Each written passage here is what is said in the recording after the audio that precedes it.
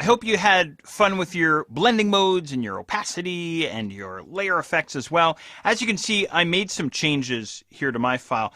The white stripe layer, I wound up fiddling around. I wound up on lighten at about 55%. And then, as you can see, I changed the layer effect on my text as well. The stroke I changed to kind of a darker gray, and I just kind of fiddled around until I got something that I thought looked reasonable, or at least half decent anyway. But sadly, we have to abandon this. We have to move on because there's more to show you here. I want to now show you something called layer groups, which I'm sure you're going to love.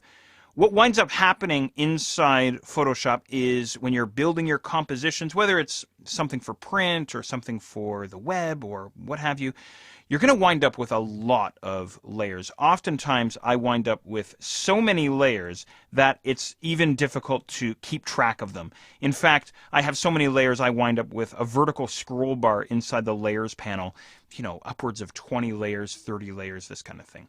So I want to show you something called layer groups. What we can do with layer groups, they'll allow us to literally create folders of layers inside the layers panel. Very cool and very easy to work with. Here's what I'll have you do. You just saw me there. I collapsed down my layer effects there. What I'm going to do, all the way down at the bottom of the layers panel, we have a file folder icon to create a new layer group. Go ahead and click on that guy, and you'll get group 1 showing up inside your layers panel.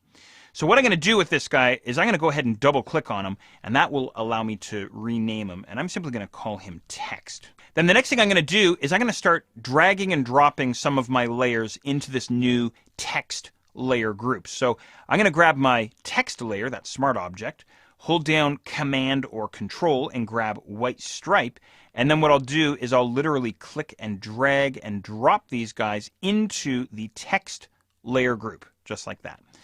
Once I'm happy with that, I'll go ahead and twist this guy shut. Okay, so in other words, let's say it's a web composition, which I do a lot of inside Photoshop. I might have a layer group for the header area, and then another layer group for the main menu, and then another area for the content, and all the way down towards the bottom of my layers panel, I'll have a layer group for the footer, and so on, right? It's a great way to keep yourself organized. So perhaps what I'll do is I'll go and create another layer group here for you. I'll go and click on that file folder icon one more time, and then maybe this guy I'll name content. And then what I'll do with this guy is I'll drag him beneath the text layer. By the way, you can have a layer group inside another layer group. You can really start to get organized if you want. So drag this guy beneath the text layer group. And I'll grab statue and clouds, again using Command or Control, and then I'll drag and drop these guys into the content layer group, just like that. Okay. Now be careful with your layer groups because we still have this stacking order effect, right? If I take content and drag him above text, then I lose all of the content that resided inside the text layer group. It's all behind the clouds now, right? So just watch out for things like that. Now there's something else I want to show you here as well. Just give me a moment. I'm just going to put things back the way they were. There we go. There's a faster way to work with your layer groups. So give me just a moment. What I'm going to do is I'm going to twist open the text layer group. I'm going to grab my two layers inside that group, text and white stripe. And what I'm going to do is I'm going to pull them out of the layer group. I'm just going to drag them above the text layer group. There we go. So I've pulled them out of the folder. I'm going to take this text layer group and I'm going to delete him using the trash can down at the bottom of the layers panel. Okay, he's gone. Now check this out. This is usually how I work. I go and select the layers that I want to group together inside a new layer group. So again, using Command or Control, grab your two layers, and then try this, Control or Command G on your keyboard.